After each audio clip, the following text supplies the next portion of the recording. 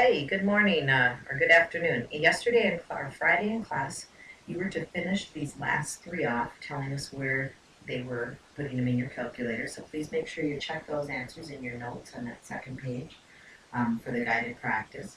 And we now want to take a look at using square roots for in an equation. And the key thing I want you to take a look at is we're not going to be so concerned about this example, but this is the example 4 you should see in your notes.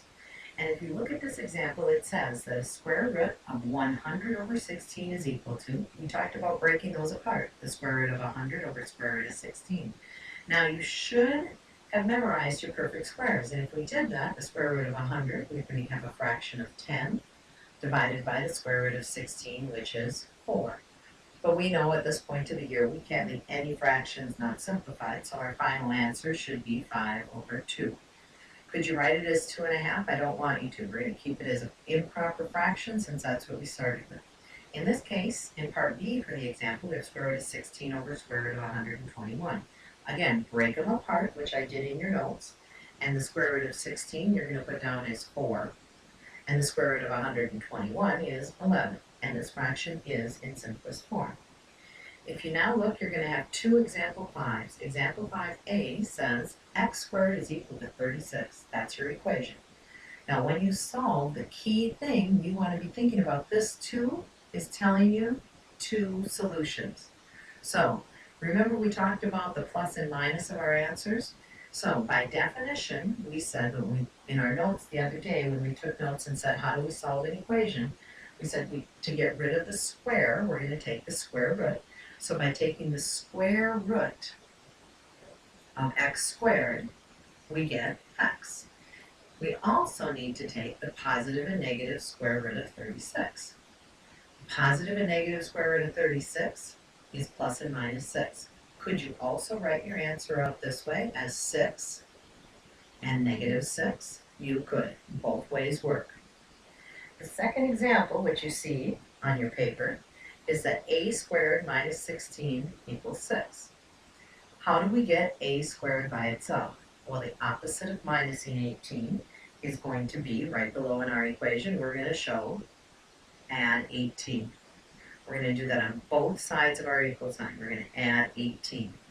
So 6 plus 18 gives us 24. Now that we have the a squared totally by itself, no number coefficient in front of it, a squared equals 24, we now take the square root of a squared. The square root of a squared, these two cancel each other out, equals a.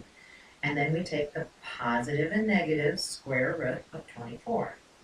Now you recognize that this is not a perfect square. Could we approximate what it's in between? Which two perfect squares, if we are looking at this?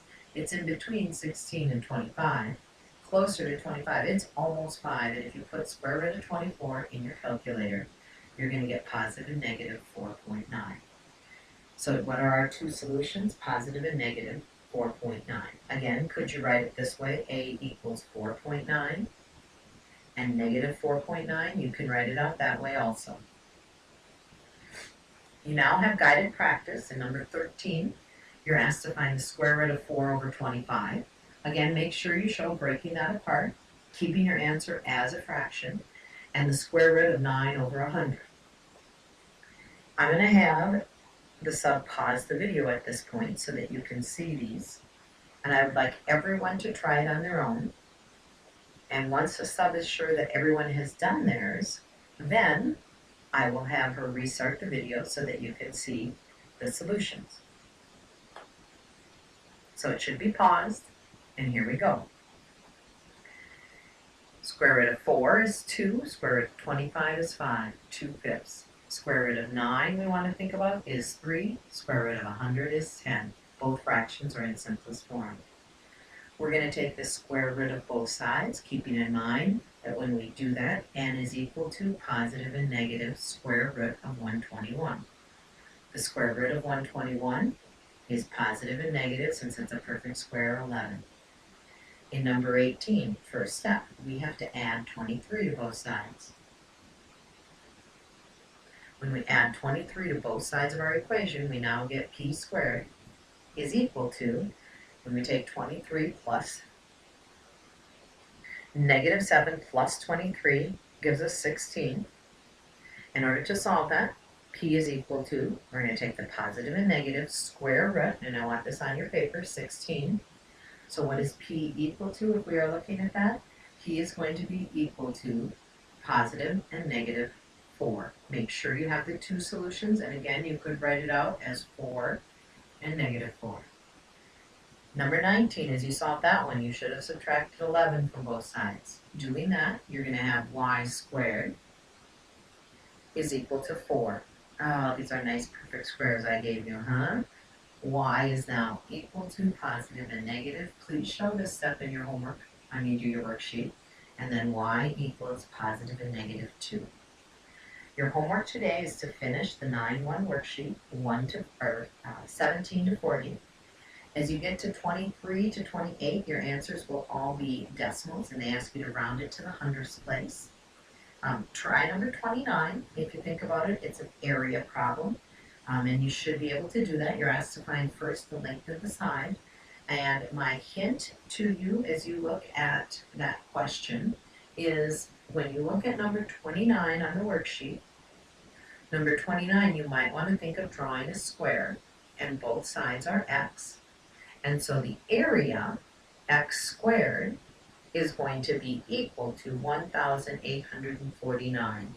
So the first thing you have to do is find what x is equal to. And now I know we talked about having both positive and negative answers, but think about if it's a length, can it actually be negative? Then in 29, you're asked to find the perimeter is the answer to the question. So now how do we find the perimeter of a square? Think about the lengths of all the sides, and your answer when we started the problem was in square feet. How will we answer our question if it is just perimeter? What unit should you use? Should you have square feet or feet? 30 through 32, please show your work. And as you are doing the square roots in 33 to 36, you're putting those in your calculator, and it asks you to find both the positive and negative. So when you look at number 33 through 36, you're going to have a positive and negative answer after you put that in your calculator. And then when you look at numbers 37 to 40, I want you to do it exactly like we did example 4 and that guided practice. Keep your answer as a fraction. I do not want any decimals. Use your perfect squares. So make sure you keep your answer as a fraction. Hope all is well. Hopefully I'll be back tomorrow. If not, I might have another video for you to watch.